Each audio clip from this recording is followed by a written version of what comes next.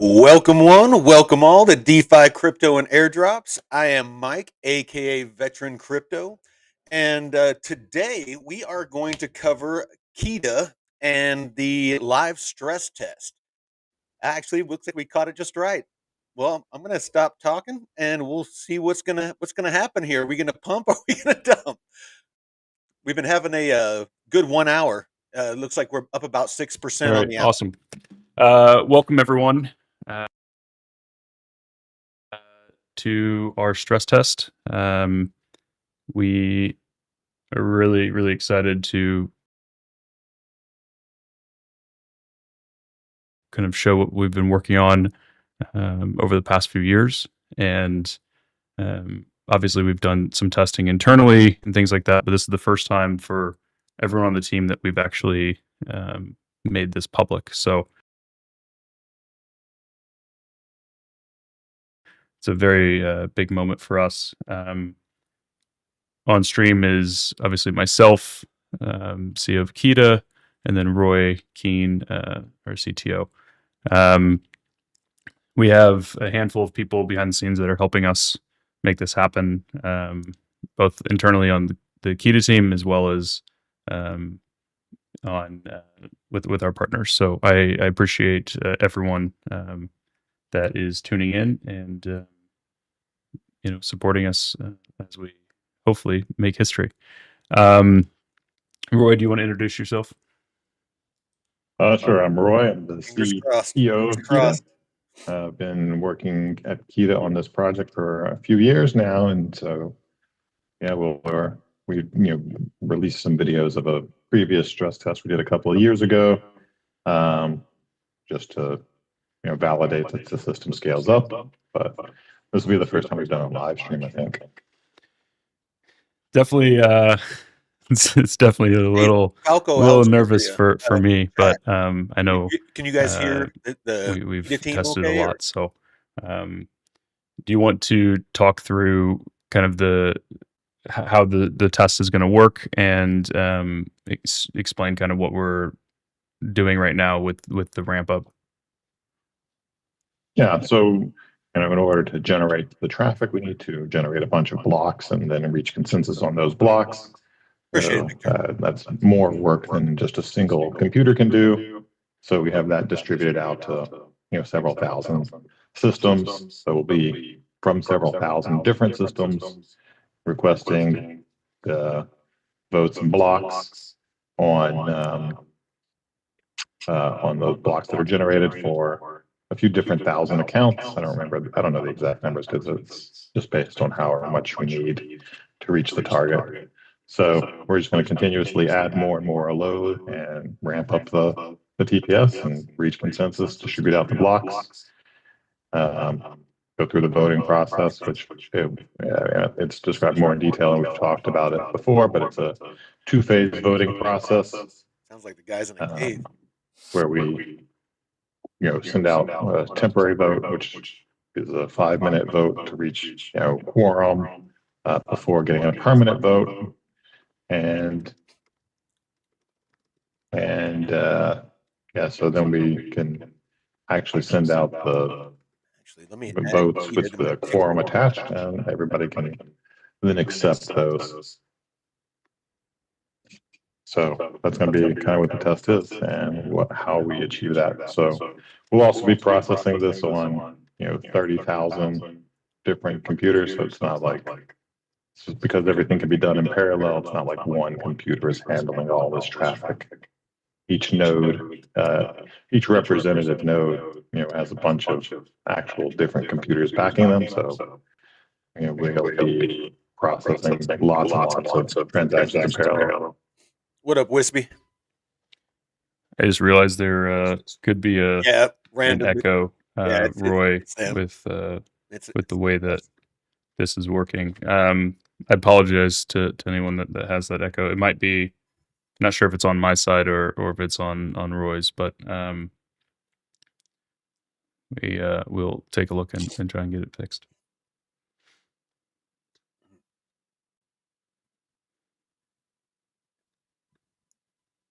Keeta price is stable right now.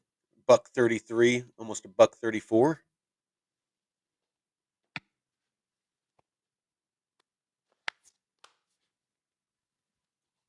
All right, we're starting to see an uptick in traffic now. It's a bit of an echo. So yeah, Roy, I'm just going to mute my mic while you're speaking, so that way it's no echo. All right.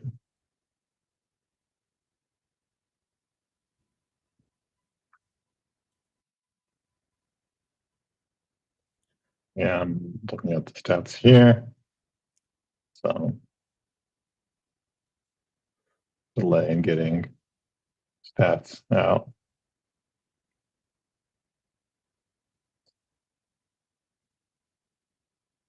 2.7 million transactions, or billion.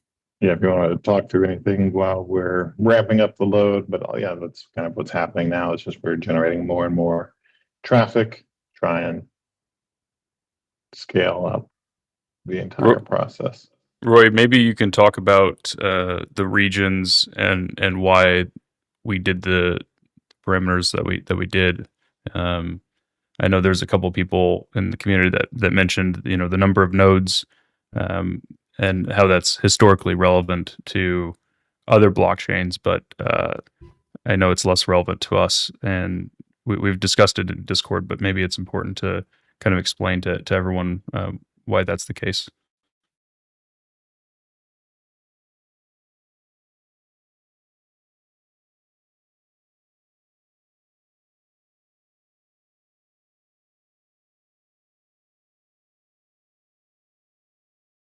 Since this is a synthetic benchmark, we didn't request that our partners buy additional resources, since we're just going to be generating this traffic for a short time. So because we wanted this to be temporary, we moved things around to just where we had the most excess capacity within Google Cloud. So that's why we picked the regions. They're kind of arbitrary. They would affect latency in general, because you need to reach quorum from 2/3 plus 1 of the.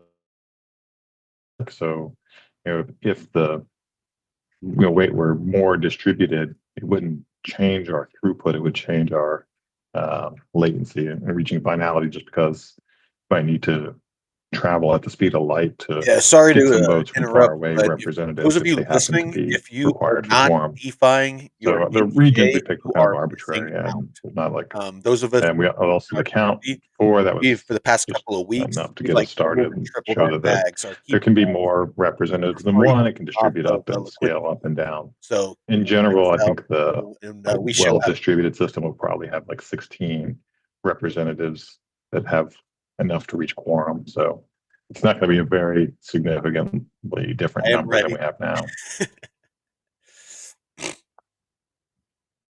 see how we're doing here. Up to We're about closing in on the million mark here.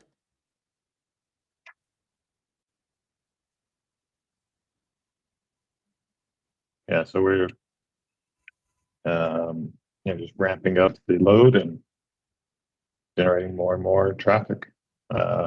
It's all of the transactions, because they're from separate accounts, are getting processed in parallel. They're getting split up into requests to the representatives for votes. Those requests go to Google Cloud run workers, and as more and more workers are needed, it's sort of similar to Kubernetes. It'll spin up more and more instances to handle the traffic, and then the traffic gets committed to the database backend, which is also done parallel.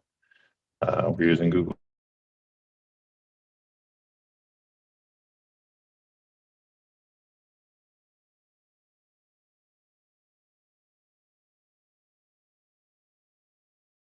database backend we want to do. So this combination of Google Cloud Run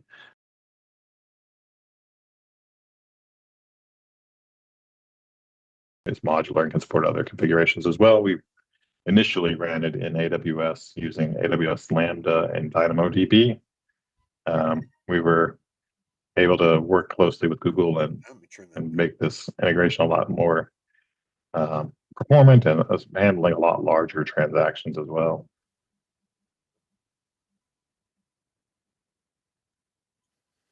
And one thing I just wanted to kind of talk about is what people are seeing in the chart here exactly. So let me just scroll down a little bit here, try and include some of the stats. So the bottom chart there is our stats API. That's us actually reaching the server in real time, grabbing what is the latest counts. Those of you on X, the blocks, the transactions, and join the chat. The response time in the top right is the response time of the stats. So that's the chart that everyone sees on the bottom. And on the left is our blocks per second. Those are the blocks that are going across all the workers, as Roy spoke about, and the transactions are the operations within the block. Roy, do you want to talk about the block structure for this test? Sure. I think the layout that we're using here is going to be a third party with 750 transactions per block and 1 block per vote staple. So that's kind of organized in a way to minimize the cost for this demonstration, but also to show the flexibility of how you can perform many different transactions in a single atomic unit of work. It would be equivalent to do 750 transactions in 750 blocks with 1 transaction per block, and getting votes on those 750 blocks at the same time. The same amount of database work would need to get done, except for some more blocks getting inserted, and the cost would just be a little bit higher because of verifying all of the additional digital signatures. But all of the blocks and all of the transactions and all the blocks in a vote staple are all done atomically. So that's sort of what the unit of work is a vote staple, and that contains Victor, an atomic transaction that can commit to the database backend. One of the things I haven't really talked enough about, I mean, we've spoke about it a little bit, but is just the flexibility of our blocks. So the operations we're using today are just one of many things that you can do within a block. So you can create, for example, a new asset. You can send that asset. You can change permissions. You can do many different things within the same block. And so having many operations within a block, or within a block, and then having many blocks within a staple, as Roy said, increases the efficiency of the system itself. And you can think about that from like a traditional like cryptocurrency exchange, where maybe they're processing withdrawals in batches. They can send transactions all in one block every second or something, instead of having to issue individual blocks, which just ultimately picks things up. Roy, we do have a lot of kind of jumping on the chart right now. Do you want to talk about why that is? Yeah, I mean, it's hard to say why the jumping is happening in particular, because the traffic is being done by lots of different systems. They take some time to generate blocks and send them out, so sometimes they'll hit a lull. So some of it comes from the stats time creeping up. It's hard to see in the chart area that we don't want to break down. Some slower stats, but the blue a really strong line of research number indicates the back end time for fetching the stats. And so if that gets delayed, and then the chart will show a bunch of them happening all at the same time, but that's because it's fetching that data like at a delayed interval. So there's a couple of different reasons. One is the organic traffic, and the second is because it takes some time to fetch those stats, and as the load increases, so Keeta is a the time to fetch those statistics increases as well in some cases. It's not a traditional linear blockchain. So that's what it allows for a lot of its scalability. Also pretty normal. The back end needs to scale up in some cases as well. So there might be a time where some of the data happens to get delayed while waiting for the backend database to scale up as it needs to reach this very high rate of throughput with a bunch of like random data being put into it.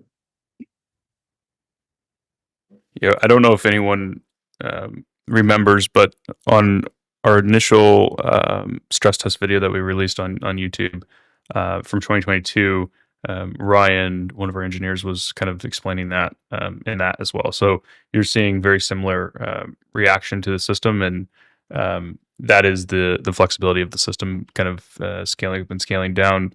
It is very different than a traditional blockchain where you have one singular node that's just vertically scaling as a large instance. And so the reactive nature of ours is one of the unique properties that we have. Fees accumulating.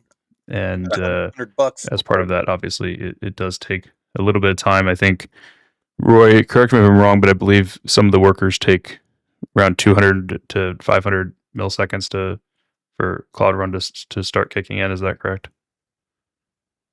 I mean, it can vary because there's a lot of things that need to happen on startup. So, yeah, the amount of I wouldn't worry too startup much, time man. is It's probably closer to 5 the entire seconds. market. It's being manipulated right now. Each worker is able to handle multiple requests, and then we're able to spin up a bunch of extra workers. But it does take some amount of time. I believe because this isn't on the test net. This is on just the that increases the latency, which then increases I'm just the way the stats are measured. But it's in an organic environment where you were just processing a steady state of transactions with a few bursts here and there. That's how things would happen anyway, and you might have some cases where things are delayed. Exactly, Randall. And in the back end, we're logging a lot of information about how long every part of the process takes, so we can look for truck up on any problems later on. I sold a couple $1,000 of my wrapped ETH and bought on this dip because Plume dipped more than ETH, a lot more than ETH. So I saw it as an opportunity to rotate some ETH into Plume.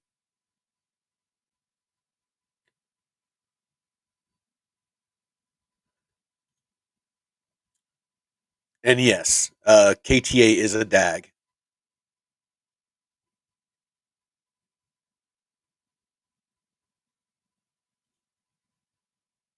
Looks like we're closing in here on 6 million. Yeah, I was just going to say we're about halfway through the amount of traffic we're generating.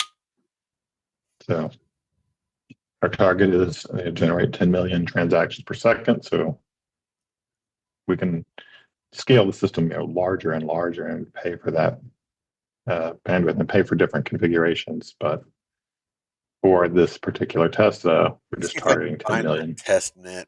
So we're about halfway with the amount of traffic we're going to generate for this test.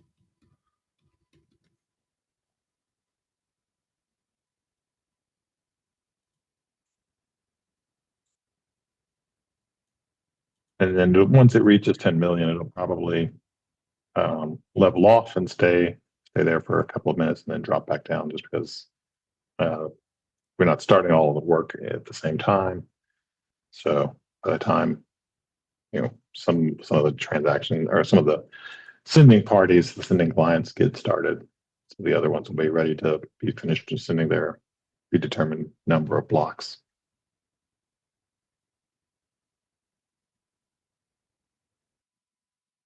I'm seeing the network status. If you go to network status on their website, I'm seeing all the traffic.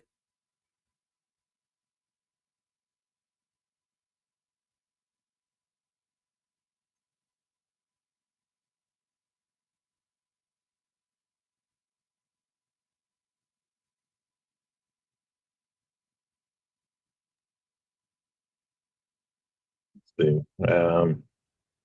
We also keep track of the latency.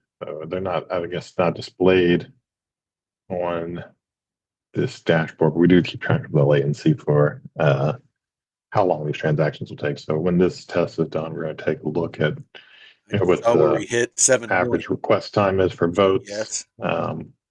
Average request time for publishing or adding to the ledger. And so we'll also have like the P50, P99, or P95 information from that. So we'll potentially display that information in the stats in the future, but I don't think that's published at the moment. Yeah, I think we had it on the old dashboard, but I don't think we have it on this one. We're at about 6 million TS now. So just going up. There's not a lot more to say about the process, I think, but this is just how scalable the Keeta network is. It's scalable in the same way other, large systems are. It's built off of all of the same web technologies that make, things like Google.com and Amazon.com able to handle your queries. And so there's a lot of work from everyone in the internet community that we're leveraging here to be able to achieve this. So price is not reflecting well. We're at it's $1.19. High scale infrastructure project. That line of support I was talking about. Lucky to be working with partners. $1.17 and able to bring this out. Yeah, one of the things this is either a really good buy I would like to do, Roy, is just highlight ChainSpect. We're going to go lower. They've been great at that line, adding support for Keeta early. Typically, the way that their system worked is they'd only added it for mainnet, and so they actually made some adjustments to add tagging on the network. So now they can add support for testnet as we have today. And then once we get to mainnet, we'll have the mainnet added there as well. It is worth noting that the testnet and mainnet, from a functionality perspective, are basically the same. We've hit so we won't really see much of a difference. The biggest difference is that in the testnet today, the Keeta team is paying for all the transactions, so we don't have fee blocks attached. But when we get to mainnet, we will be charging fees. Unfortunately, as much as I would love to subsidize the transactions, they would be a little too expensive. So we'll have the fee blocks added, and that's the main change when we go into mainnet. But it looks like we just hit 7.8 million. And it's bouncing a little around here. So I'm showing a max of 9.12. Hopefully here in a little bit, as we keep ramping up, we'll get closer towards that 10. But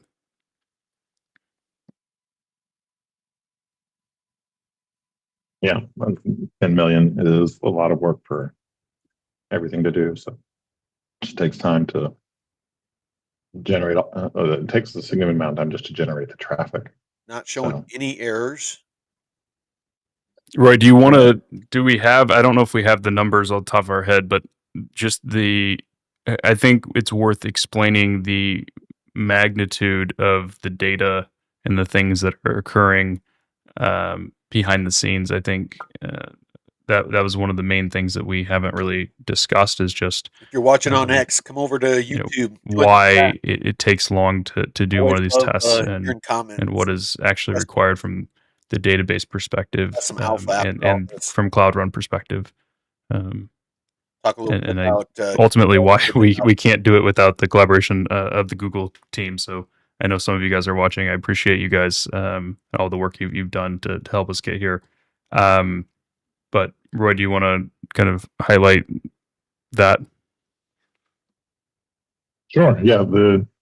There's each block contains a bunch of transactions, and that's a lot of data that needs to then affect the accounts in the ledger on the database.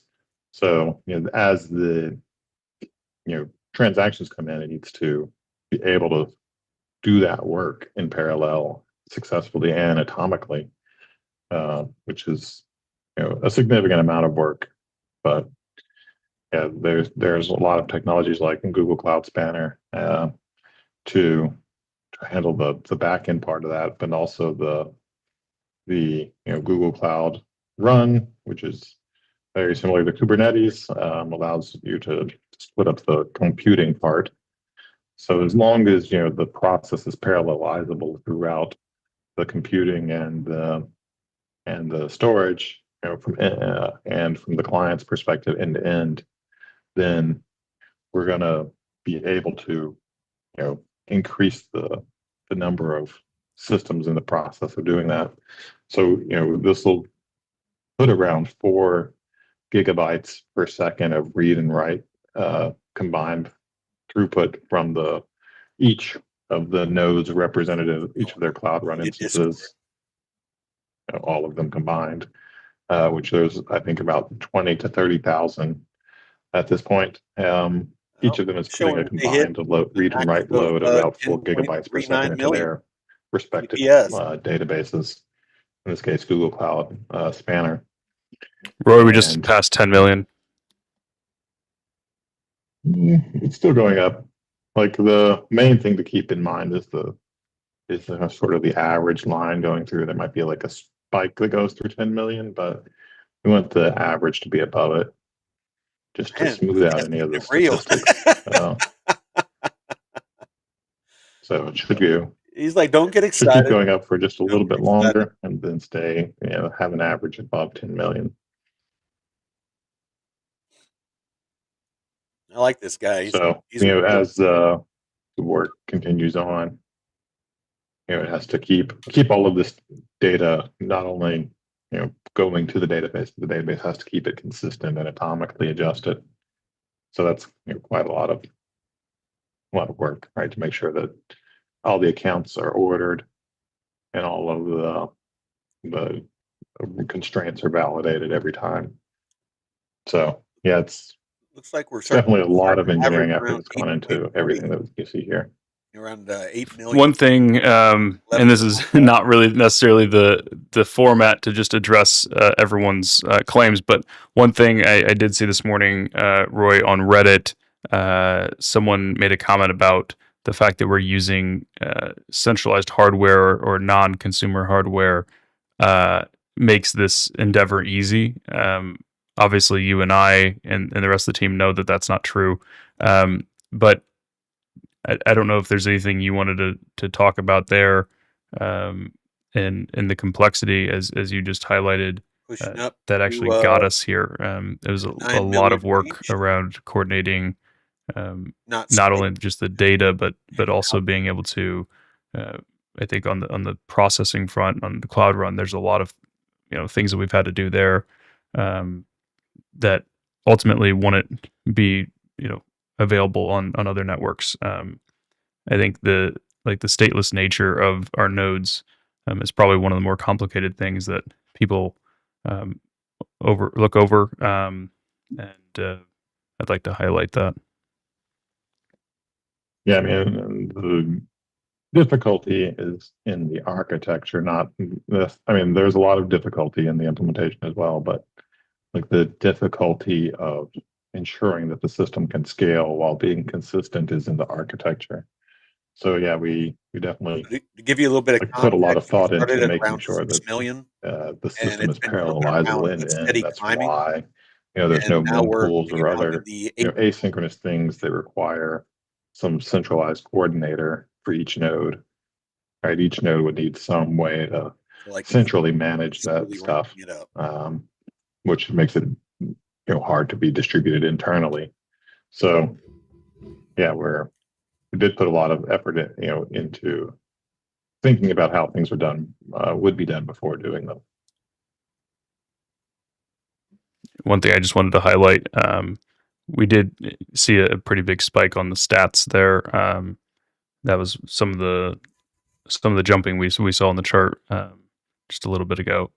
If anyone noticed that and was wondering what it was, but it looks to be kind of calmed back down. So we're hovering here, around the 10 million mark.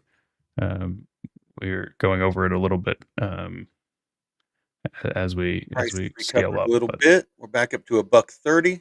Roy, do you know from a percentage wise how close we are here? Yeah, I think we're about at our target. So it should start to hover around 10 million, give or take, right now. So that's what we're aiming for. So it should just continuously stay here around 10 million for a little bit and then start to drop down.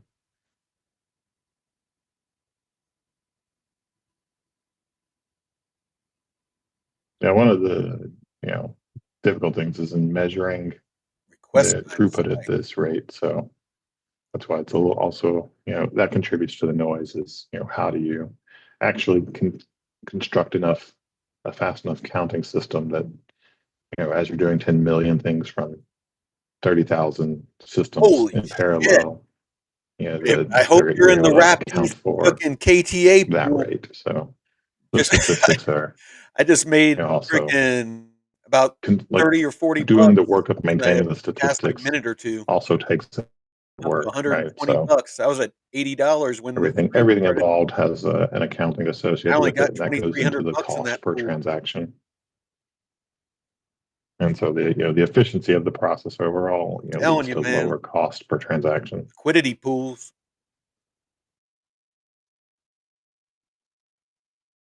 I must say I'm a lot happier right now than what I was 30 minutes ago. I was definitely nervous, but just want to say congratulations to everyone on the team, and thank you for all the work you guys have done and the long nights leading up to this.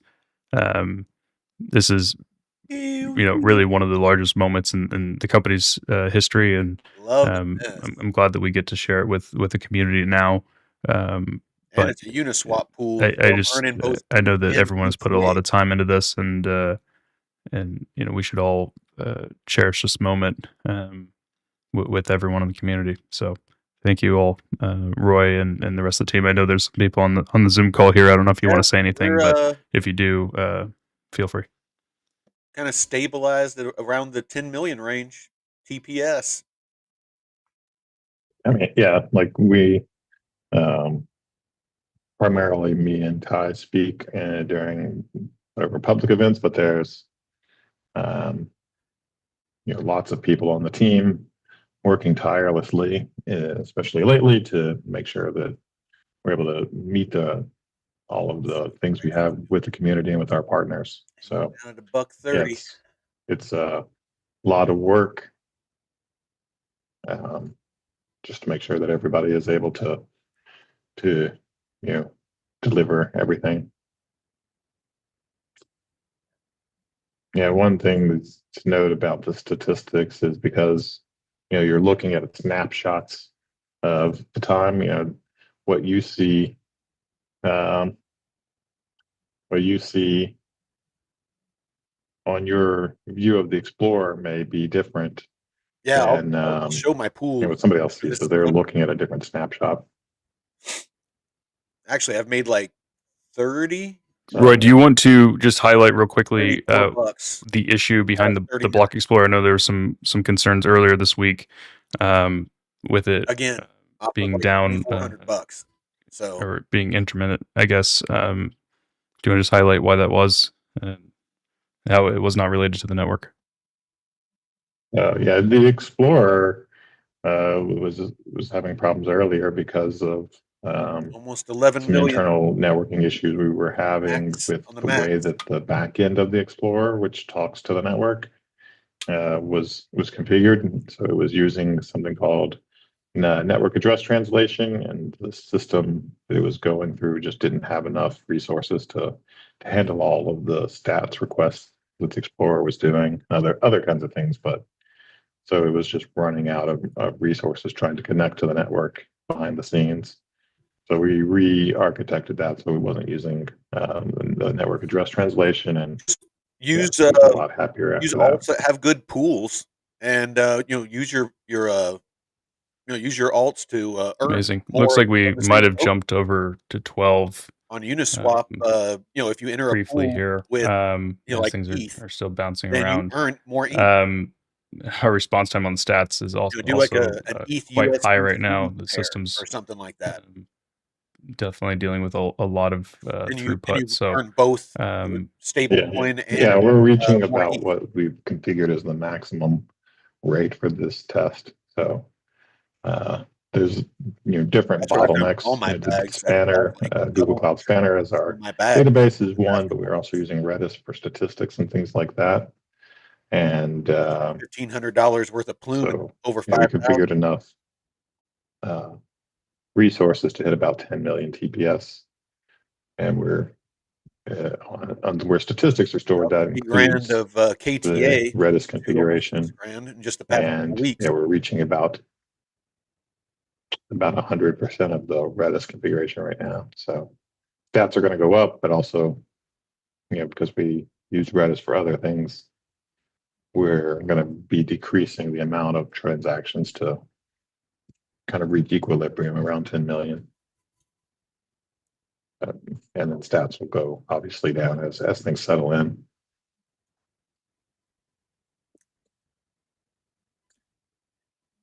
Yeah, I can't stress enough DeFi, the power of DeFi to just earn residual income and to stack your bags.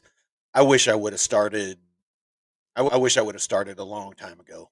I was just scared off by these specters of impermanent loss and divergence loss and stuff like that. Once you learn about them, it's not that big of a deal. It's like And basically it's just we yeah. are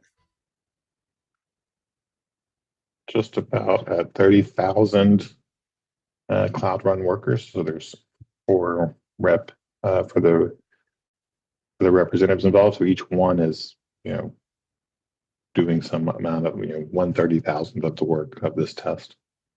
And then there's 4 nodes, so that's multiplied by 4.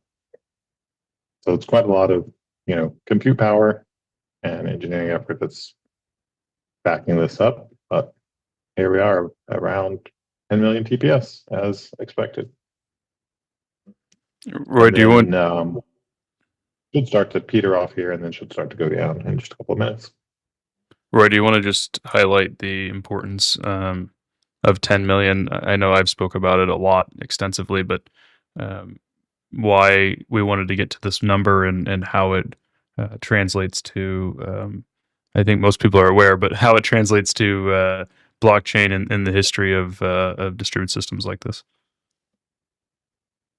Yeah, so Keeta's goal is to be able to power all of global finance, and 10 million is a nice round number that kind of aligns with that goal of 10 million transactions per second is certainly more than happens globally right now. We wanted to make sure that we were able to scale up linearly to not just 1,000 transactions per second, and then you're stuck and not able to grow the system more, which could limit the usefulness of the system in the future. Not just 10,000, not just 100,000, but basically no limit. And so 10 million is kind of what we settled on as a benchmark for verifying that we can scale linearly. So if we can do 10 million, we can do 100 million or, a billion transactions per second if we're willing to put in the work and the effort to pay for this be necessary. So that's something we definitely like put into how we thought about this and how we thought about what our benchmark number should be. Yeah, the one thing I just want to highlight or reiterate is that the system from an architecture standpoint and implementation standpoint, although the implementation, to be clear, might need some improvements as we get up, but from architecture standpoint, it's entirely unbounded. So, as Roy said, the amount of hardware and the cost is the only limitation, and in this particular scenario, obviously we wanted to hit 10, but if we wanted to pay for it, we could certainly do significantly more, and like I said, from the implementation standpoint, we might need to do some testing to scale up. At 100 million TPS, do we hit a couple bottlenecks that maybe we didn't at 10? But overall, we've built, methodically to scale with the resources available. We have a couple of things that we've worked on internally in the past that kind of works around some of the hardware and how we can create those larger systems. But right now, obviously, we're working with Google Cloud, so everything's hosted on Google Cloud. But we can also run things on your own hardware. If you had like a Kubernetes setup on your own hardware as an FI, you can have very similar results, and you can participate in the system. It is also worth noting that this is a little bit of a difference from other networks where they run on smaller hardware, maybe hosted at your home or things like that. As Roy highlighted earlier, the sheer data throughput just is not feasible to be on a residential connection. So we do need a larger kind of hosting setup. That doesn't necessarily mean that you can't be decentralized. You can still host your hardware wherever you would like, and the ownership of the decentralization, I think, is what's really important there. But yeah, it's definitely a little bit more of a beast to operate than the normal blockchain nodes. Yeah, I mean, you could still run a network, entirely off of consumer hardware. It would just be limited to those resources. So whatever resources you have, they can be used. You could run the node on your phone if you wanted to, but it doesn't necessarily mean it's a good idea, and probably people wouldn't want that to be their representative on the network. On our network, it is worth noting, since I know the centralization point is something that's brought up a lot with regards to Keeta. We are going to have certificates attached on chain for all the reps, so you will know who's going to be operating that rep, and I think that is one of the many attributes where we can kind of counter the decentralization point. We can be equally, if not more, decentralized from an ownership perspective than other networks. A lot of networks operate on kind of cloud hosting. Ethereum, for example, is predominantly AWS behind the scenes. Bitcoin's obviously geographically centralized based on the manufacturers of the miners. So there's a lot that goes into the decentralization, but I think we've been pretty thoughtful about striking a balance in from a product standpoint of what is required in the industry and what's still practical.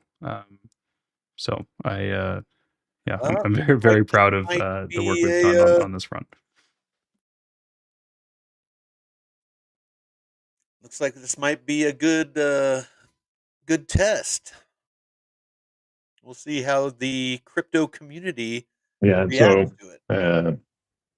Like I mentioned earlier, things are going to start to level off and come back down right now. So we're just sort of in a holding pattern as more and more so far on the blocks screen. and more transactions get generated. $50. I think we've done more transactions today than most networks will ever do in their lifetime. Wrapped ETH liquidity pool. We're at almost 18 billion transactions on just past 18 billion on the test network. $500 day. It's not bad. Roy, we've done more per second than some networks. Roughly 20% in their ROI, per day. Making 20% a day on an investment. I'll take it. I will say, though, with that said, even though obviously our TPS and our throughput and our performance are very impressive, and it's kind of the leading topic of Keeta, while everyone's here, it is also worth noting that there are many other features that I think are probably equally, if not more important, than the throughput. such as built-in compliance yes, with KYC certificates. We have very all about speed. Extensive permissioning system. Things like joint accounts can exist, or delegated access to accounts. There's different transaction rules you can set on when you create a token, such as what accounts do you want to allow or not allow.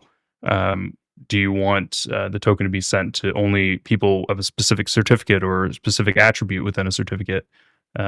There's a lot that you can do, and I think one of the things that I speak to quite often privately is the use case around Swift.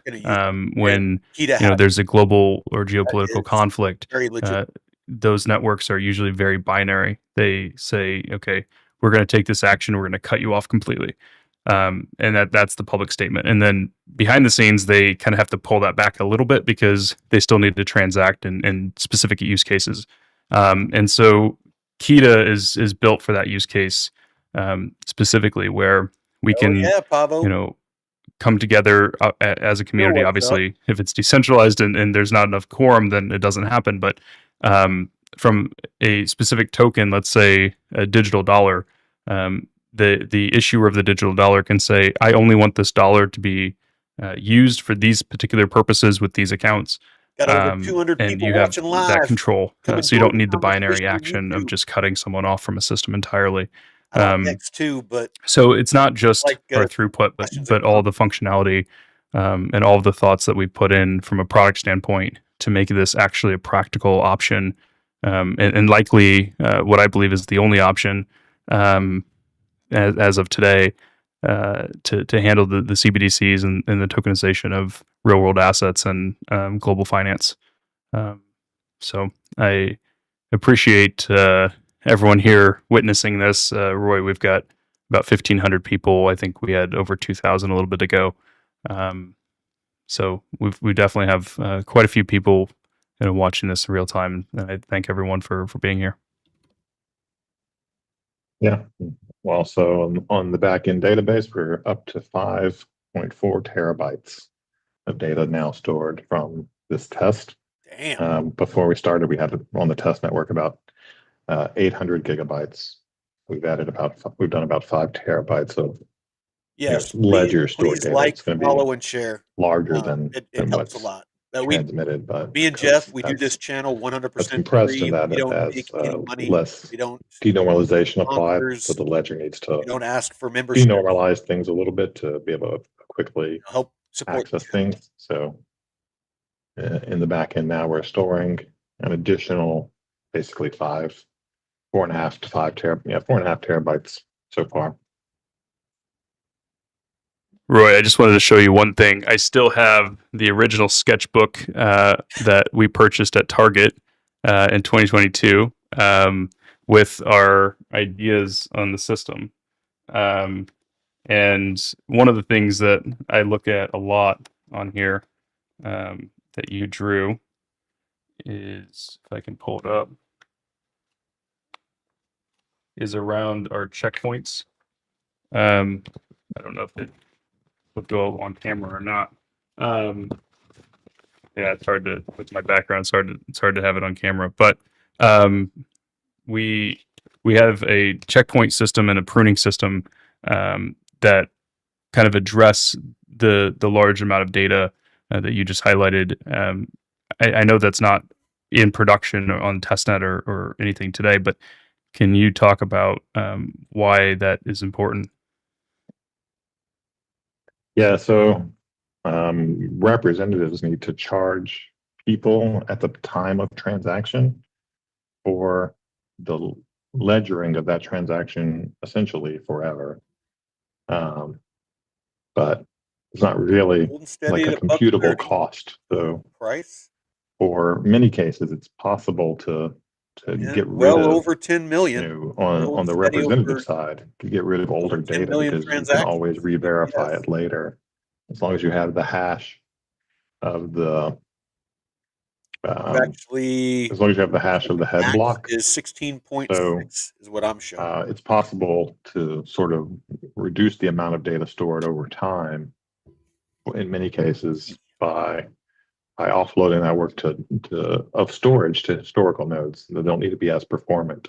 They just need to store data. So we can kind of bifurcate how the system works, so that there's the storage nodes are the archival nodes are doing the archiving at whatever rate that they can, but the representatives are keeping track of the live data as fast as they can, and so that allows us to reduce the cost even further of transactions, because the representatives aren't having to pay for storing every transaction forever on every representative, as long as they can you believe get that data from a validator node, they can know that they've already scalable as it is, processed it, it and they can get faster because it's a block, because it's a chain. They can know that they already good thing have access to that data and don't need to do a bunch of work to revalidate it. So as as time goes on, they don't have to pay for the storage cost redundantly. That can be something centrally managed on the network, or as a function of users who have storage instead of compute. One thing not to interrupt you, one thing I just also see here that we should highlight are the different kinds of nodes that you can, or the different modes that you can put the node in, rather. So as you said, the reps can go into kind of a voting only mode, which would be, is it head +1 or is it just head block? I think it's head +1, right? I mean, it's not implemented right now, so that's not decided, but it can be a lot of different options. You could store as little or as much as you want, as long as you have a way to verify it. You could run a node that only has the accounts you care about data. Right? Yeah, such as an exchange. An archive. Yeah. Or you could run an archival node, or you could have it vary depending on whatever your particular needs are for that kind of node. So an archival node would keep track of every block forever, but it's going to be doing that as fast as it can and as fast as it can verify. So it may not always be the most up to date. So if you're not running an archival node, you may say, hey, I want to keep the last 10 blocks, and then because I trust the archival node will be relatively up to date, or I want to keep 100 blocks because the archival nodes that I know about are generally behind, and you're able to do that. And if you don't have some blocks, you can reach out to other participants on the network as well and request them and see if they have them. So other representatives might have different configurations, or other nodes might have them. So as you're working on maintain, if you did want a historical block for some reason, you would configure that based on whatever your particular needs are for this node that you're running. And then representatives, the main thing that they care about is their votes, and the votes they issued, as well as not issuing competing votes. So they need to maintain pretty much what the head blocks are, so that they can ensure that they're doing that. So the cost of creating a new account may be different than the cost of down to $1.21. Adding new blocks to an existing account. People aren't sure what to do. You ultimately have a certain amount of data that you have to preserve as a representative for every new account. So establishing an account, and because the representatives can charge whatever fees they want for the blocks that are the operations that are in the blocks they receive. So they can, if you're doing something that's going to cost them more, like opening a new account, they can charge you more to make up for that, knowing that they're going to have to pay a fixed cost for the lifetime of that ledger.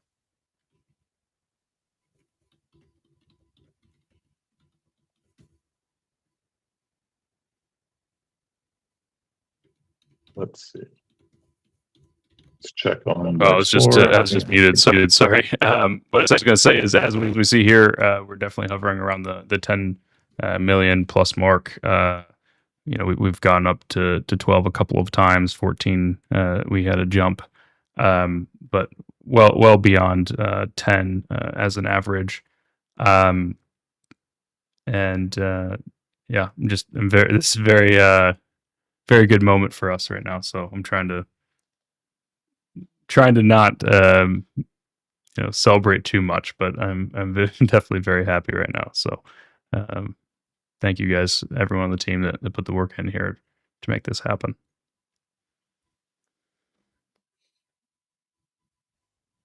Yeah, I'm not sure if there's anything else we want to go over, but I think that's it. I but, think we've covered most of things. I don't know if there's anything you want to necessarily talk about, but I just want to remind everyone that is here. You can join our Discord, and that's where we try and answer as many questions as we can. Obviously, we have multiple different things going on at the same time, so sometimes it takes long. Our moderation team and the rest of the community will also try and help and answer any questions. With but the we also do Twitter Spaces every Wednesday. Sometimes I got we kicked out, we have to skip if I'm they let me traveling or back something, but It's try and do it I every Wednesday appreciate all of you in at there. the same time as this. Yeah, they're kinda they can get kinda touchy sometimes. And you can go and answer questions or ask questions there as well. So yeah, I appreciate everyone here. And Roy, I don't know They're if just there's looking anything out you for the want community, though. to talk about before we wrap it up here, but we're coming up on the hour. no, I think that's it. I think the target was 10 million. We provisioned the resources for doing a little bit over 10 million. It had And nothing to that's do with kind me of being what we see paid. as we I was approach our I just configured resource posted some limits. stuff in there, and they were That's where thinking that was like a the scam sync or something side like starts that. to Somebody vouched for me, though. run out and self-regulate down into the amount of resources the network has been given. If we wanted to give it more resources and pay for that in the future for some reason, we could also do that. Like that, I think that's sort of the goal here, is to demonstrate that we can scale up to meet the demands of all of global finance today, tomorrow, and next year. Amazing. With that, we're going to close this off. I will also say, please follow us on X, Keeta Network. Go ahead and stick That's around. where we I'm gonna post a lot of our sign off updates as well. after this. Gabe does Talk a lot of talk a little bit of Plume, threads in depth about the different attributes on our system. So some of the documentation there is also really helpful if you go there and kind of read. We also have docs.keeta.com, which currently is a little high level. We're working to expand that. Mark and Gabe and the rest of the team are working to expand that to include some developer documentation, and it'll be eventually more in depth to kind of explain each concept from both start the conceptual point and then work down into how do you practically interact from a developer perspective. So we're working on a lot of things behind the scenes, and yeah, I'm excited to just keep executing on our vision and keep delivering for the community. So thank you all. This is where we'll wrap it up. If you guys are watching, let's go ahead and shut this down.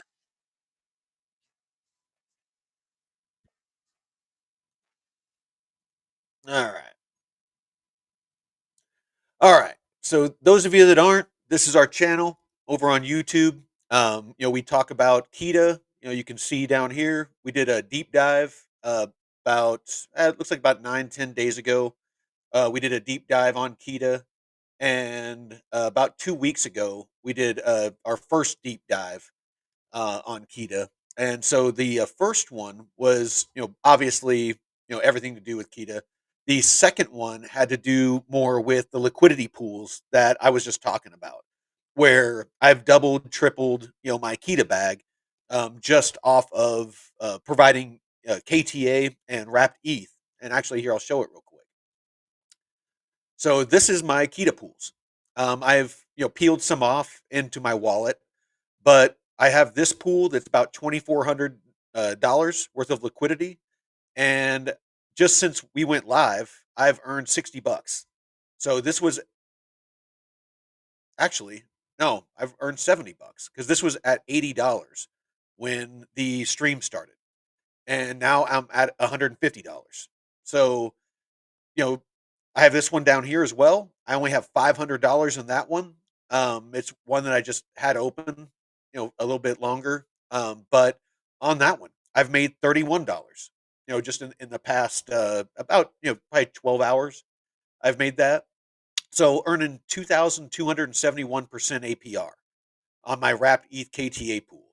There was one day when I was down in LA, just a couple days ago, when I was flying back. In 24 hours on this $2,400, I made 500. I came in here the morning after I got up. I got home about 3 a.m. So I was wrecked and went to sleep. Woke up in the morning and I had $500 in there. That was I made $500. I made a 20% in one day. I made a 20% ROI off of just providing liquidity. I have made a ton of money with this. And Plume before this. So yeah, if you're not using liquidity pools to stack your bags with free crypto, everyone's always complaining that they don't have dry powder, to buy dips and things like that. Liquidity pools, 24 hours a day, 7 days a week, 365 days a year, you can earn yield. And that yield is people paying fees to swap because they can't get KTA on a lot of these exchanges, so they have to swap for it. And when they swap for it, they pay a small fee. And for providing liquidity, you earn a portion of that fee depending on the amount of the liquidity pool that you provide. And so it's just constantly ticking, while you're at your regular job, while you're doing housework, while you're at the gym, whatever you're doing, while you're sleeping, you're making money. I mean, what better way? And it doesn't matter. The markets can be going down, they can be going sideways, and they can be going up. You are always earning. Whereas, people that are hodling, they only make money if it goes up. That's it. They're just hoping the price will go up. The price can be going down, and you can be making money in liquidity pools or in lending. So anyway, enough about that. So, what are the markets doing right now? And I'll give a little bit of Keeta Alpha. So this is what we're doing on Keeta price right now. We're at a $1.23. This candle back here, we spiked up to about a $1.55 during that test, and went as low as a $1.16. So a lot of volatility in the past hour. I am expecting, and I'm not a chart guy. Anybody that watches me knows that I know enough about TA to know how to find the lines of support and resistance so that I can select my liquidity pool ranges. That's kind of where my expertise on TA, begins and ends. So, you can see, and the reason I was saying around 17 cents is you can see that back here, we were coming up, bouncing off, coming up, bouncing off, coming up, here again, wicked up, bounced off. Here we broke through, came down, and bounced off of here, used it as support again, wicked down, but came back up, and just been bouncing along this line. So here, I'll actually put a line in there so you can kind of see better what I'm talking about. So right about, I'd put it right about here. So you can see, that's what I was talking about. It's coming up, it's bouncing, it's coming up, it's bouncing, breaks through, flips to support, can, it, I'm drawing a blank on the word I'm looking for, confirms the, this is support, comes down again, bounces, come down again, bounces, comes down again, bounces, and we're just kind of hanging out here. So I want to see us at a $1.18, $1.17, $1.18. I want to see us hold that support. With this successful test, it's I see positive things. Me personally, I'm not buying any more. Keeta. I already have a good bag, and again, I have these liquidity pools.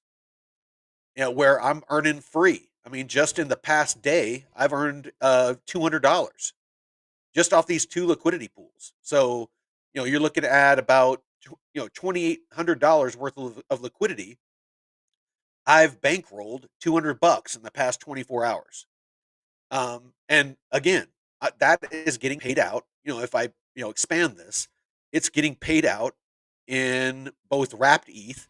So I have $76.86, in the swap fees of wrapped ETH, and I have $74.30 or 60.7 Keeta, and it just ticked up $75 now. So this is just printing me money. I mean, this is better than mining. This is better than a lot of other ways that people earn. With a miner, you have to buy the expensive miner. You have to plug it in and have a lot of them are 220 or 240. So you and then you have the heating and cooling issues and uptimes and the technical know-how to set them up and to maintain them. This I just connect my wallet to VFAT or another DEX. I deposit liquidity and sit back and I just earn. It's really that simple. And I'm not a super technical dude. I'm not one of these guys that understands high level macroeconomics. I'm obviously not a TA guy. I am an old vet, retired military veteran that homesteads in the woods. I built my own, lived in a tent, built my own cabin. And I've spent the past couple of years since the last into the last bull market learning about crypto.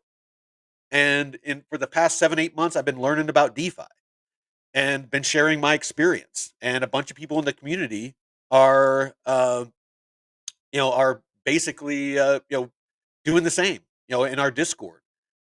We all share, the good pools that we find, and we're all making money. Blaine Ellis, is there a video on your channel with a breakdown of how to do this? Absolutely. If you are interested, here you go. I started a DeFi Academy. If you know nothing about DeFi, you can start out with episode 1. At the end of it, there's an end frame, and it will automatically take you to episode 2, episode 3, episode 4, all the way to episode 7 that I've done so far. And it just starts out, DeFi explained. Be the bank and keep the profits. That's all you are. You are providing liquidity. People are paying fees to use your liquidity. That's how you earn. But I break down exactly what DeFi is and how it works. Second one is hot and cold wallets, which is what you're going to need to use to interact and to put liquidity on these DEXs or decentralized exchanges. Then I go into my toolbox, which is the different tools like DeFi Llama. Um, that's this tool right here that has all kinds of analytics on volume, like what liquidity pools have the most. And I apologize if this seems like high level stuff. If you're new to this, but I explain all this. The tools that I use. What else we got here? DeFi aggregators like VFAT. So this that I was just showing, this is a DeFi aggregator. It just allows you access to multiple platforms, so you don't have to go to individual dexes and search through them. This saves you a lot of time, and it's a lot more user friendly.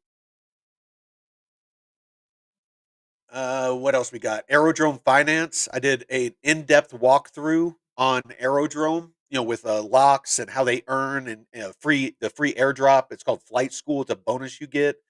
All the details of that. Yield farming. Using VFAT. So a walkthrough of how VFAT works, and then I just got done doing one that talks about full range and ranged liquidity pools. The difference between the two. So all kinds of good knowledge there. And then of course, we have our regular episodes that we do all throughout the week that you're more than welcome to watch. So I hope that helps. Yeah. No, yeah, the price dropped right after the test. You know what? Buy the rumor, sell the news, I guess.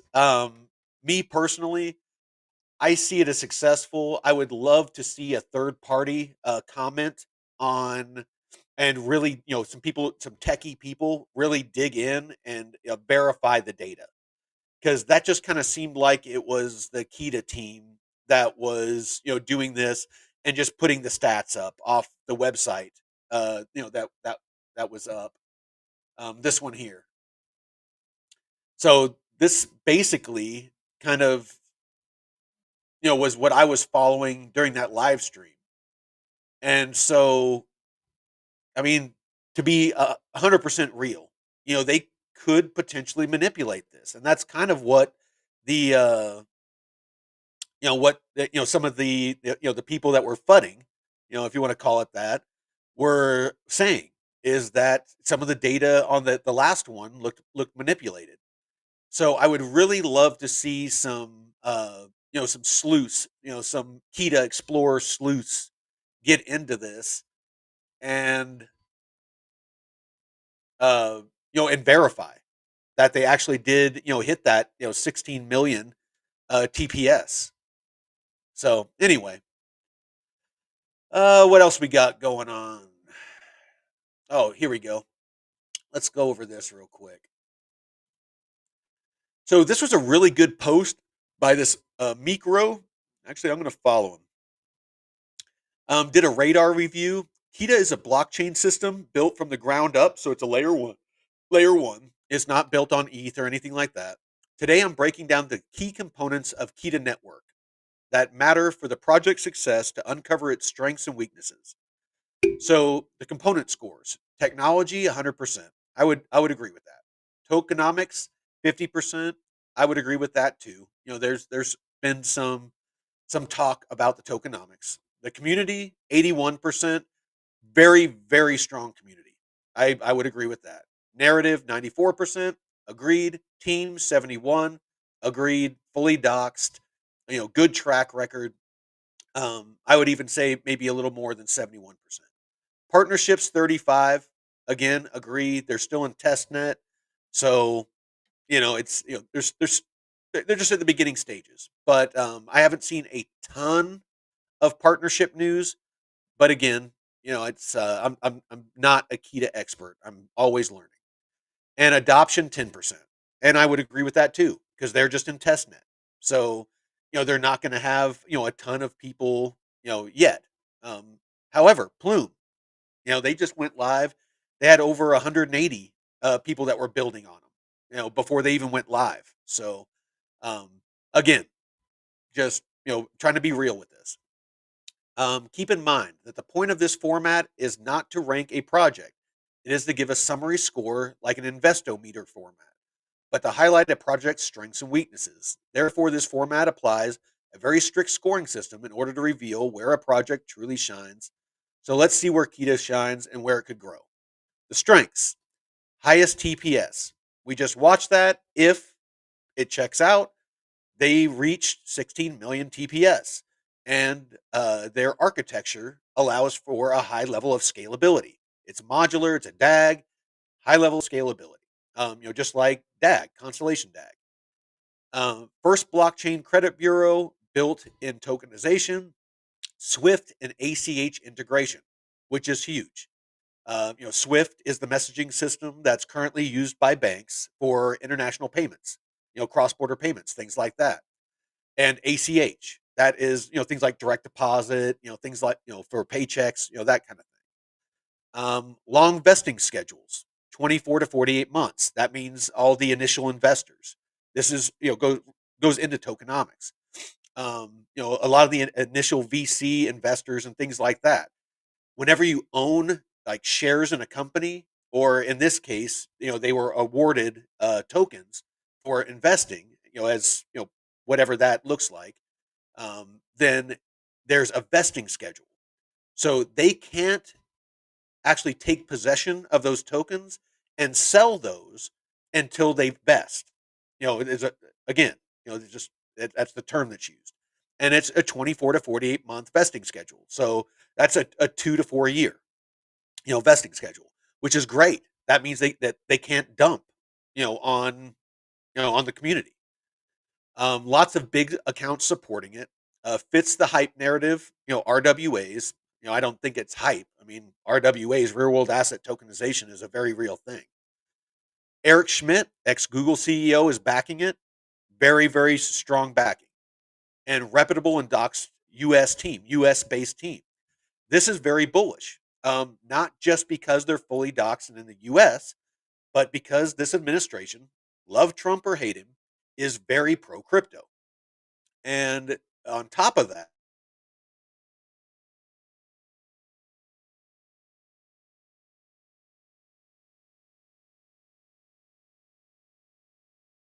but there is talks of it and a lot of incentives by this administration because they want the innovation to be onshore, here in the US. They want the US to be a center of innovation for blockchain technology. So that is what governments do. State governments and federal governments. They incentivize companies with tax incentives, and things like that to build and grow, you know, here in the US and in, different states. Texas did it to incentivize Tesla to come to Texas. A lot of tech companies moved to Utah. There's a place called Silicon Slopes that's just south of Salt Lake. Microsoft, Adobe, a bunch of companies moved there because in California they were getting taxed to death. It's like, why have your company in a place that's going to rape you on taxes when you can go to some place where they're going to tax you less or not at all because you're bringing jobs. You're bringing a lot of basically liquidity, to the state where people are going to buy homes and they're going to buy groceries and they're going to pay taxes and all those different things. So anyway, weaknesses, they are still in testnet or unproven. That is what they were just trying to do with that, with that live demonstration. They were trying to show that the claims, because until they go live with mainnet and they have projects, or that are built, or dApps that are built on their chain, that are actively using the mainnet, it's all, it's trust us. It really is what it is. That's, with Plume. Before Plume went live, they were saying all these people were building on them and that, all this stuff was going to be going live. It really was just a trust me, bro. And they went live and they have a bunch of stuff that was built on Plume and it's ramping up, TVL, as we speak.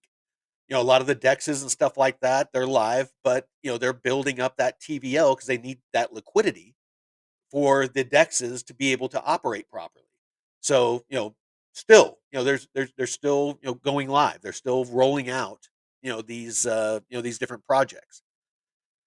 Um, so yeah, no real adoption yet. Only 50% of supply to community. Conclusion. So Keeta basically has all around amazing fundamentals and great potential, but it is yet to prove anything or get notable adoption or partnerships, as it just launched. Perhaps today's live stream will help in that department to at least validate the tech side of things early on. Opinion. I don't think Keeta's run is over yet. I think it will climb to the top 50. If they can meet or exceed what they are advertising as far as their capabilities, I very much see Keeta do doing a lot more than it already has price wise. So I mean, we can go check. Keto right now, let's refresh this. It's sitting at number 212 by market cap. We are sitting at $1.19, and we've gone as high as about $1.70 is about as high as we've gone so far. But just as recently, I mean, we're down at 13 cents. May 6th is when we started to run up. I think it's about in here. It was about 70 cents, like 60, 70 cents, where this channel first noticed it, and we started doing we did our deep dives on it. TJ over at Discover Crypto, he mentioned it as an exciting RWA play that that he noticed, and we are the DeFi the DeFi arm of Discover Crypto. We're the official DeFi and airdrops channel for Discover Crypto. And those of you that don't know, so I started diving into it because obviously I love DeFi, I love RWAs, it's my wheelhouse, and loved what I saw. And so, we, like I said, we did a deep dive on it. I jumped into the liquidity pools and tested out the liquidity pools. Let's see where they're at currently. So yeah, um, I've made $80 off of almost $82 since we went live. So an hour and 21 minutes. I've doubled what I've earned. So yeah, no, not too bad. I'm about to hit $200 in the past 24 hours. So I am not unhappy with that. All right, back to let's actually take a look real quick. I know most of you are here for Keeta, but bear with me. Plume. Plume is another one that we saw very early on. My co-host Jeff, he is huge into airdrops and was watching Plume for a long time and brought it up to me. And so we started talking about this months and months and months ago. Back when Plume was not on anybody's radar really. And we got into the liquidity pools. And just like these Keeta pools, I turned $1,500 into over $5,000 just by using liquidity pools. I didn't inject any more of my own money into them. Same thing with Keeta. Like I said, I started out with $800 and saw how much I was making, and so I injected like another $2,500. I cashed out, some another crypto that I had, some of it, and put that liquidity into Keeta. So roughly like 3,000, 3,500, and I have about 6,000, $6,000 worth of Keeta now, at current value. And like as you saw, I'm earning a couple $100 a day, just in free wrapped ETH and Keeta, and I'm expecting ETH to pump, here pretty soon. The next stage of the bull market. So I'm just stacking free crypto. I have not spent a single dollar of my own money on crypto since I started DeFi like 7, 8 months ago. Not a single dollar. And I've doubled or tripled my DeFi portfolio. I started out with 15 grand and I'm sitting at about 30 grand right now in my DeFi portfolio. And that's at current values. So, if we get back up to where Aerodrome is at $2.20 and some of the other alts that I've been stacking, while everything dumped and has been going sideways. I did the math a couple of weeks ago. I need to update it. But when I did the math a couple of weeks ago before Keeta, I was looking at 80 grand. So my 15 grand turning it into 80 grand. Now I'm probably looking more at 100 grand. So not too bad, in 6 months, turn 15 grand into 100 grand. And again, I'm not just hodling. I'm not just waiting for, price appreciation. I'm making money 24/7, 365. So Plume, as you can see, Plume has been building. This is DeFi Llama. If you're into DeFi, I highly suggest that you bookmark this tool. It is by far the best tool for DeFi. If you can't find it here, it doesn't exist. What up, Granny's Garden? I hope you're doing great, beautiful. Yes, Jay-Z, got to learn some DeFi. Yeah, I read the chat. Yeah, it's sorry. I get, kind of rambling. I get excited about DeFi and I go deep. So, all right, let's go through the chat real quick. Sorry about that. Ellie, we were just watching the live stream on Keeta. It appears that it was successful. They hit 10 million TPS. The goal was 10 million. So, bullish so far for Keeta. A lot of fees, absolutely.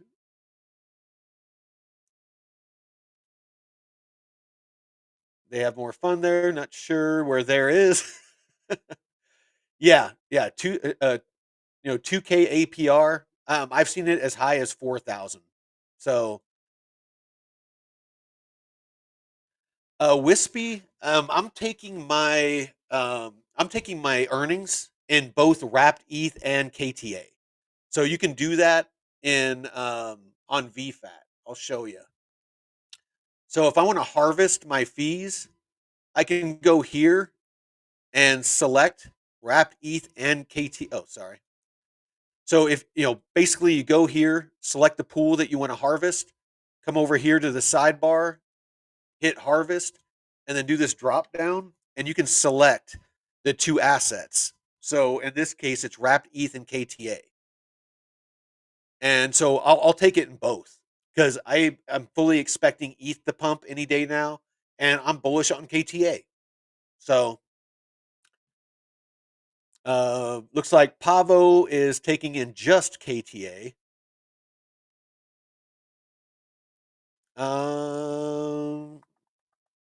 Let's see. Price drop right after the test. Yeah, people are weird, man. It's people are weird, but like I said, I'm earning, so I'm basically buying the dip. Not too worried about it. Does VFAT show the current volume? I only see TVL. Not usually. Um, for volumes, you need to go to Dex Screener. So you can go to Dex Screener. It's kind of like let's see.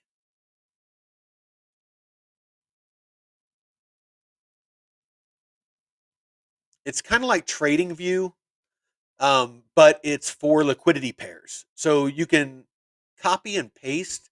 I'll see if I can just do this real quick. Dex Screener's kind of slow sometimes coming up. So let's go to here real quick. So this, I'm going to give you like a quick tutorial. So if you're wanting to look up a liquidity pair, so like wrapped ETH KTA, you come here, you can do the drop down. You have the contract address for this pool. Click on it, it copies it. You come over here to Dex Screener, click over here in the search, paste that address up here, and you can see it comes up. It's on Base Network, on Uniswap, KTA wrapped ETH. Click on it, it will bring up the chart, and this is the chart. And and it shows basically what it's doing. And this is what I use to find my ranges. Again, I look for lines of support and resistance. I usually like longer time frames, like 1 hour to 4 hour. But basically what you can do is you can find these ranges. There's one, here's one here, here's another one up here. So you can find ranges. That, and because usually price respects these ranges, but you can look at the volumes. So over here on the side, you have all the different analytics that you can look at, and then across the bottom here, you can also see the volumes. So you can see when we took this dip, a ways ago. Let's go to the 1 hour. So again, it doesn't matter. When I switch these time frames, it still, it respects these levels. But you can see, this is the volume profile, here on the bottom, and this will give you an idea of the volumes. So hope that helps. Look on ChainSpect. Haven't heard of that. Let me take a look real quick. Bear with me.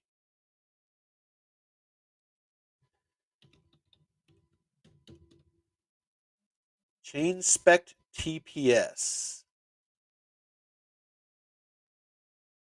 All right. Here it is. Launch dashboard. Oh, here we go.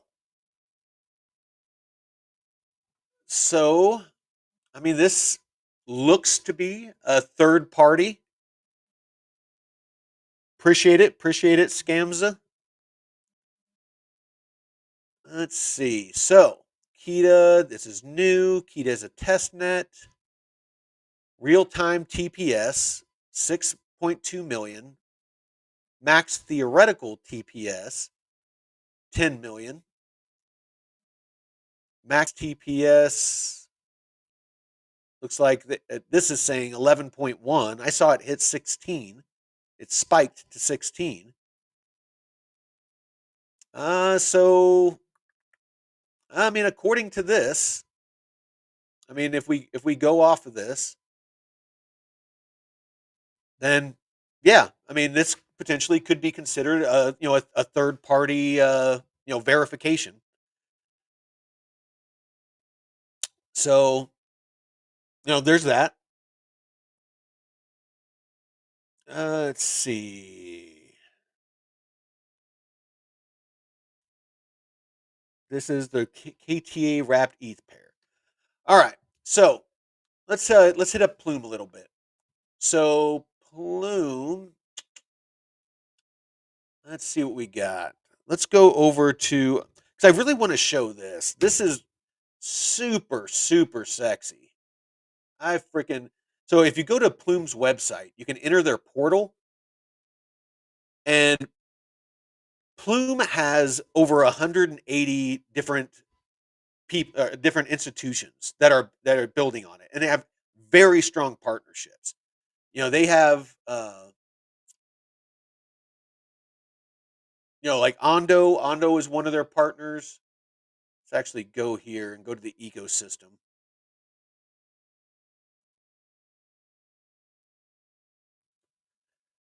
So you can go through here if you want. I won't go through all of them, but this is all the different projects. So you can do RWA DeFi, infrastructure, social, and Nexus. But one thing that is really cool is this ARC. And they built this out for the tokenization of real world assets. Basically, what it's going to allow is in a matter of minutes, you can take anything like art, stocks, bonds, treasuries, private credit, real estate, anything, gold, silver. I have my brother. He's wanting to tokenize real estate. He owns a title company. He's wanting to tokenize real estate on this. My cousin, he owns a shipping company. With his brother, my other cousin. They own a shipping company where they have like the giant shipping containers that take them across the ocean and stuff like that. They're wanting to tokenize their vessels so that they can make that value liquid. It's the one ship they're wanting to start with is a $4 million ship. They're wanting to tokenize it so people can buy the token, and then they can use that liquidity to buy another ship and rinse and repeat. So, tokenization of real world assets is going to be huge to make illiquid assets liquid. Keeta plays into this, and so does Plume. Ondo, a lot of different projects out there. But, Keeta, what I like about Keeta and Plume is they natively built on chain. They have, drawn a blank. Compliance. So, which has to be included. If you do not have native compliance or compliance capable chain for RWAs and for anything to do with DeFi or TradFi, it is not going to be used. Plain and simple. If it cannot comply with regulatory guidance, with laws and regulations, it is not going to be used. Big institutions and banks are not going to be are not. I mean, they're going to get fined to death if they don't have compliance, built on chain. And these projects that are built on chain are automated processes. That is the appeal. Is it takes out intermediaries. It takes out the manual processes, the time consuming and expensive manual processes to do a lot of these things.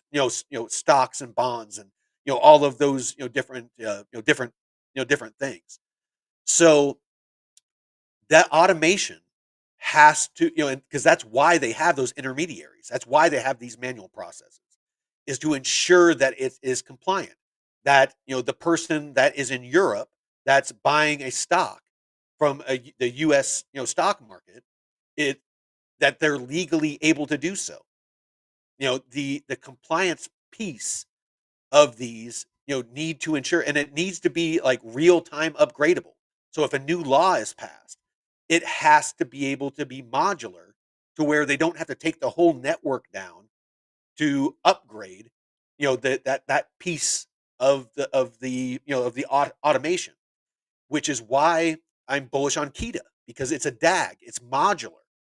They can actually, without interrupting the rest of the network, they can actually, upgrade a piece of it and just, basically in real time upgrade it. So, it's really important to understand, how these technologies work before you start investing in them. You need to understand the fundamentals and the technology because we are moving from a speculative market where everyone was, for lack of a better term, speculating or guessing on how this technology was going to be used. Was Bitcoin going to be a store of value? Up until recently, when institutions were legally able to start buying it, it was pure speculation. It was just a bunch of people like me and you that were buying it because we saw the potential. Um, a lot of these, RWA and DeFi, projects, up until, government adoption, and government regulation, it was 100% speculation. It was people like me and you just, swapping and providing liquidity and hoping that, this was going to be adopted. Now we see that these things are being adopted. This technology is being adopted by banks, JP Morgan Chase, by governments, the US government, by governments around the world. This is going to happen. You know, DeFi and TradFi at some point, it's going to be the same thing. It's going to be seamless. There isn't going to be TradFi and DeFi. It's just going to be finance. It's, they're good. These modern technologies, this blockchain technology is just going to modernize the stock market, just like the internet, modernized, the stock market and finance and, a lot of other things. As technology moves and evolves, then it gets adopted and they find new ways to use it. Utility. It's, this is, AI, blockchain technology, and robotics are, going to be what is going to reshape the future in the very near future.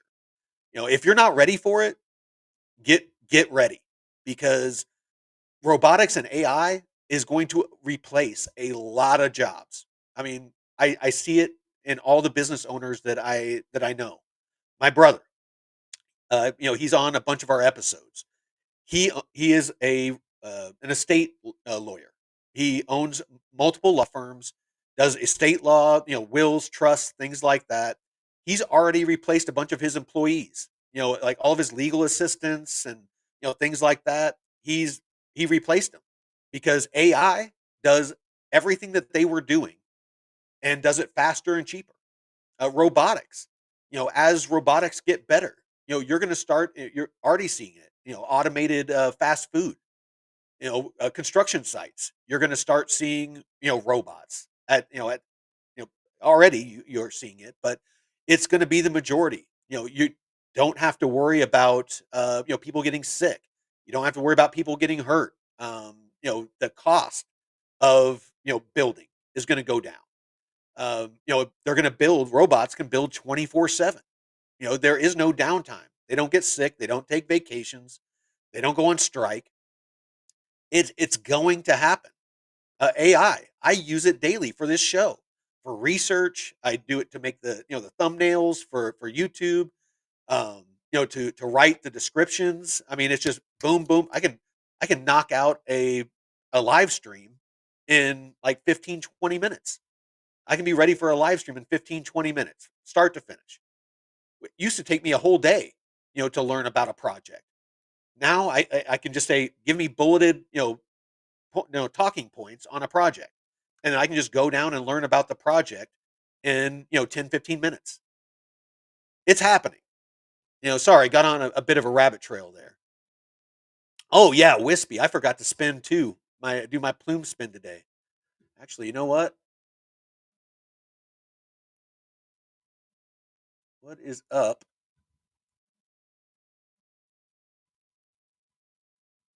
Huh. The plume portal is down right now. For me anyway. All right. So, yeah, as you can see here, it's over 200 apps and protocols building on Plume. So yeah, I'm very, very bullish on Plume, and we just had a dip on it. So let's see, Plume. Yeah, we're down to like below 11 cents now. I backed up the truck. I used a couple $1,000s of my wrapped ETH that I earned off of Keeta, that Keeta pool, and I bought more Plume. So yeah, there's that.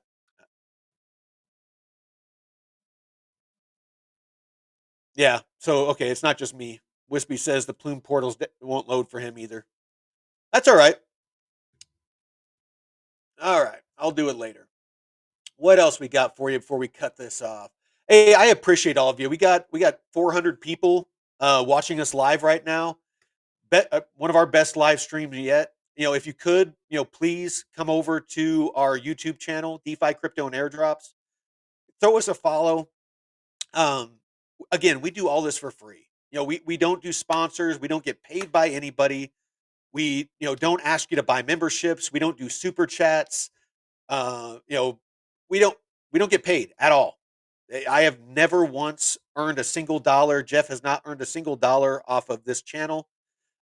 We do this 100% for love of the game. So, please like, share, follow. We greatly appreciate it. And we're not looking to modernize or monetize anytime soon. It's we just love building the community. Oh, we got my boy Jeff is the BRC142. He's in the chat. He is the DeFi or not DeFi. He is the airdrop king. That guy is a machine when it comes to airdrops. If you're interested in airdrops at all, he's constantly showing how to find and how to earn free crypto. He's actually doing airdrops right now for our channel wallet, just getting free money. And once he has some available that we can cash out, I'm going to start DeFiing it, and we're going to see how big, for 100% free, money, where we're not, adding any of our own money to it. We're going to just build an account or a wallet 100% with free money and see how big we can build it. And at the end of this bull run, we're going to do a giveaway, and we'll see how much that's going to be. But yeah, we're gonna give a portion of it away to the community. So like I said, follow us. But let's see what else. Let me see how my Keeta pool is doing. So I'm up to 85, $90. I'm up to $90 since we went live on the Keeta pools. Love it. All right. We can close that out. Those of you, you know what? I don't want to end it on a negative note, but and I don't know everything about XRP. And I don't mean this as fun. You'll make money on XRP, but it's important to respect fundamentals and logic and reason. And I'm always having conversations with people on X. In fact, I'll share it. So I've been going back and forth with this guy about XRP, and this online atlas seems to be a really good guy. Really, knowledgeable and passionate about XRP. But and I was one of the top holders of XRP all through the bear market. I held over 30,000 XRP. I sold in this last pump, and reason being is that Ripple came out with RLUSD, which is a stable coin. And once they did that, the potential dropped in my mind for XRP. XRP, the whole premise was that it was going to be used to move liquidity. And the fact that they came out with a stable coin takes away that use case from XRP. Because if you're wanting to move liquidity, like say, for the cross-border payments thing that they're trying to capture, if Bank A is going to send $1 million to Bank B, one in the US and one, in Saudi Arabia. Somebody wants to send $1 million. Before, the narrative was they would have to buy XRP, move that value or that liquidity to the other bank, and then they would cash out that XRP into whatever, currency that that person, wanted at bank B. With RLUSD, a stable coin, people are going and institutions are going to use a stable coin to move that liquidity or value, because they're not going to use a volatile asset to move liquidity, because when you initiate that transfer, it might only take a couple of seconds or a fraction of a second, but you've seen the volatility of the markets. And if you're sending millions or billions of dollars, 1 or 2% change can be tens of thousands or hundreds of thousands of dollars that you could potentially lose in a transfer. Banks and institutions are not going to stand for that. They're going to use a stable coin. And that is why Ripple came up with RLUSD, is they understood that. So XRP, like it or not, my understanding is nothing but a gas token now. It is not going to move any value.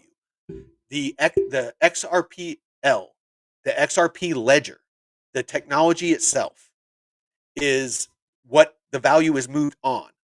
RLUSD will be the vehicle. Think of the XRP ledger as railroad tracks. RLUSD will be the freight train that will move the value. And XRP is the gas that fuels that train to move the value and is reusable. XRP, you can buy XRP to pay the gas fees. You pay the gas fees.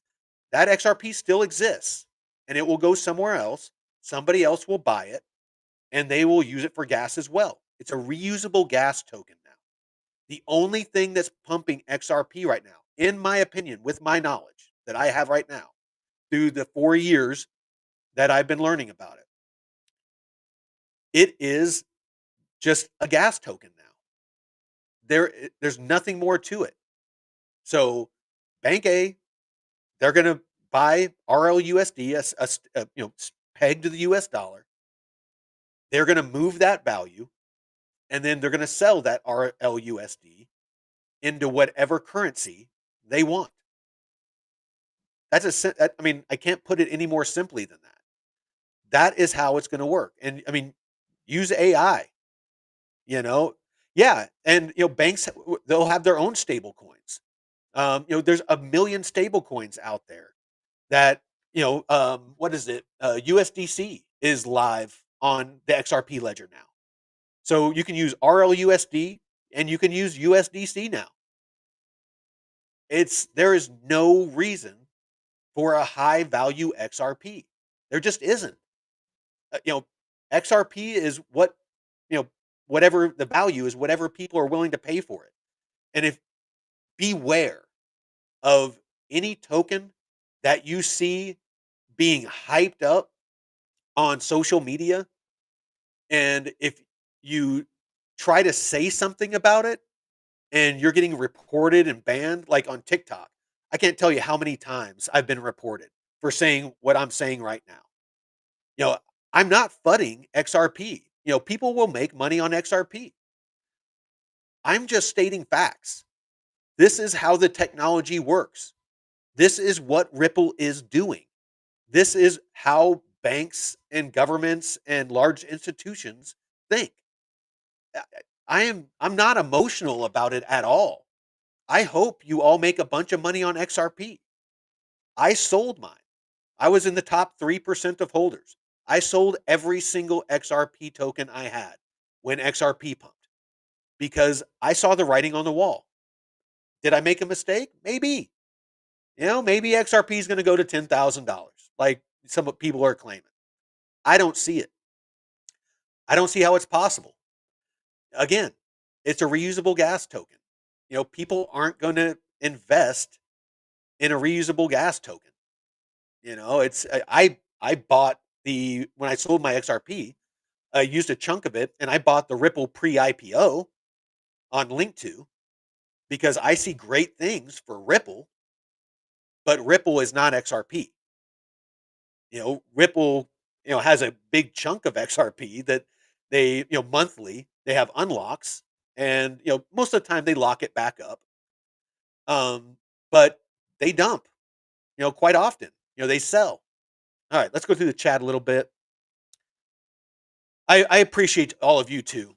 Deadwood, all you guys that show up each time and get in the chat and and ask questions. That's why we do this. So if you're on X, please, come over to YouTube. I would love if I'm up in the night or I'm full of shit, by all means, call me out on it. The Keeta community, they were in here the other day, and when we were doing our deep dive, and I actually gave out some bad info. I have 100%. I'm all about integrity. They called me out on it. We looked it up live on the stream. You can watch it, and I was wrong. It's I can't be right all the time, so I'll be the first one to admit if I'm wrong. If you can prove me wrong with facts, logic, I'll admit it. But everything that I see about XRP is that XRP is not going. It might go to $5. It might go to $6. But it's not going to $10,000. I do not see a path to $10,000 unless everyone, a lot of people with a lot of money just blindly bought XRP just to buy XRP. And then it's pretty much just a Ponzi because you're going to be exit liquidity. Unless you got in early. The people that are buying it at the in the FOMO, you're going to be the exit liquidity for the people that are hyping it right now. All right. Yeah, and I mean, and that's a valid point. Potentially, if KTA, can do all the stuff that it says it can do, excuse me, like with compliance. Again, a big part of banks and institutions. They want compliance. If you can use a chain like KTA, or Keeta, and all of it is all native, on chain. You got compliance, you got the speed, you got it's cheap, it's all those things that they want to see. Um, it's scalable, highly scalable. It's faster. It's a DAG is just a much better model than a linear blockchain when it comes to financial markets. The upgradable aspect. XRP. It didn't even have smart contracts until Flare. That is the whole premise of Flare. And I own Flare. I've been earning on it for since I got airdropped for holding XRP. But Flare is the what brought smart contracts to where you could have DeFi on the XRP ledger. Without smart contracts, you pretty much can't have DeFi. So everything that XRP wants to be, there's a lot of other projects out there that that meet or exceed that natively. So Plume, for example, they have their own stable RLUSD, and they have it on. They have a thriving ecosystem. I don't know of any real XRP DeFi. Plume. I mean, they have 5 different that I can name off the top of my head. DeFi protocols that you can go to. They're still ramping up, as far as building TVL and stuff like that. But, mainnet just went live, like last week. Let's see. The only thing that pumped XRP was the SEC dropping the lawsuit for the most part. For the most part. There's been a lot of bullish news, about XRP and Ripple and stuff like that, as far as partnerships and, people they're meeting with and, things like that. But yeah, you're right, Victor. Little pump on Bitcoin right now. Link is what XRP was trying to be. I don't necessarily agree with that. 2 totally different use cases. Wispy, sorry. Like I said, I gotta I gotta stay logical and deal in facts. Link or Chainlink is an oracle. It is connecting chains. So interoperability. So letting XRP talk to Ethereum, and Ethereum to talk to Cardano, and it basically is the, for lack of a better term, kind of the TCP/IP, if I'm understanding that technology right, of of the internet, that allows different applications to talk to each other. So it's kind of like a communication node, um, whereas XRP is more focused on moving liquidity, cross border payments, things like that. That's what they're really focused in on. So not quite the same thing. I mean more in the dependence. Not quite sure what you mean, but sorry if I misunderstood. So yeah, I mean that's pretty much it. I wanted to just live stream that stress test. It was just really, and I think it was really important. Those of us that hold Keeta to see if that was going to hold up. Sorry, got a little bit of a runny nose. Um, to see if that held up. Let's see what price is doing right now.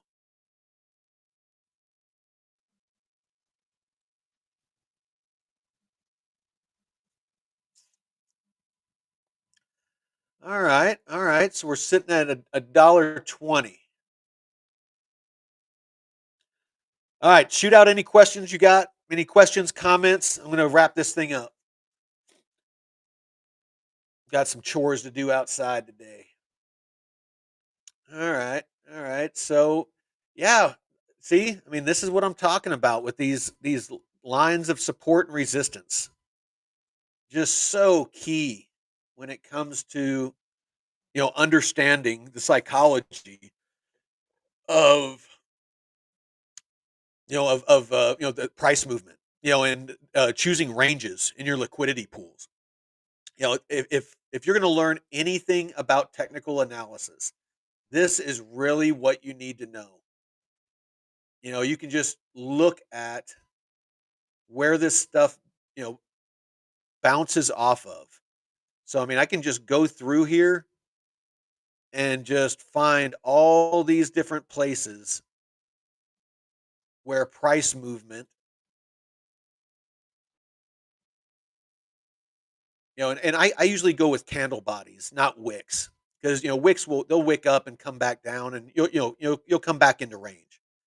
Um, so you can see, I threw up these lines. This bottom line here, you can see it was bouncing off of that. At the top, it was bouncing off of this one.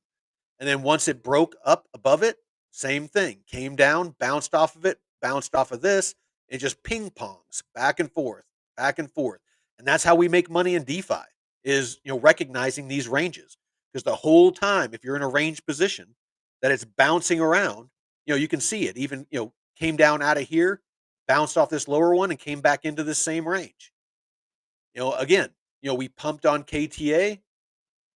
So, all this time you're getting price appreciation, bounced around here, broke down, been bouncing around in here, kind of come up into here a little bit, but for the most part, sticking in this range. So, that's kind of the long and the short of it. But me, in closing, I'm bullish on KTA. After seeing what I saw, I don't care about price. Price will come. Good solid projects, they'll shine. KTA, Plume, same thing. You see, we just had a successful test on this. We're testing some recent lows. You come over to Plume, same thing. Great project. In my opinion, not financial advice, but I backed up the truck, and I might, if it drops below 10 cents, I'll probably back up the truck some more. But you can see here, at one point, we were up at 23 cents. We're down at 10 cents right now. So, and Plume is, I see nothing but bullish things. All of the alts, all of the alts right now are just beat down. And with DeFi, I'm just earning free crypto, at these lows. So, in closing, come on over to the channel, man. You know, start learning about airdrops. Start learning how to use your own money. Beautiful thing about it. With airdrops and with DeFi, even if you just want to seed it with a little bit of your own money, just to jumpstart it, you can you can earn airdrops by doing certain tasks, and helping them test networks, new projects, and use that to DeFi, and you can put that in lending. You can put that in full range pools to where you don't have to watch it. It's just on automation, and it's just 24/7, 365 making you money. You're not going to make as much, but if you build out a good portfolio with a base in lending and full range pools and staking and things like that, you just have mailbox money coming in, and then take small amounts and try out ranged positions to where you can boost your earning. So instead of earning like, 10, 20, 30, 40%, then you start getting to where you're earning, hundreds of percent or thousands of percent, APR, and your average is, in the hundreds or something like that. So again, knowledge is power, and your money sitting in a bank, the US dollar, the way that it's being depreciated, through printing, and the bank using your money to lend out to people, and they're making 7, 8, 9% APR, and you're making a fraction of a percent. Take back that power. You know, put that in crypto, put that in DeFi. Start earning. Start hedging that inflation with DeFi and earning. Don't watch the value of your dollar going down. The price of things is going up because of inflation. It's the things are not getting more expensive to produce. The value of the dollar is going down. That is what's going on. So with that, till next time, Veteran Crypto out.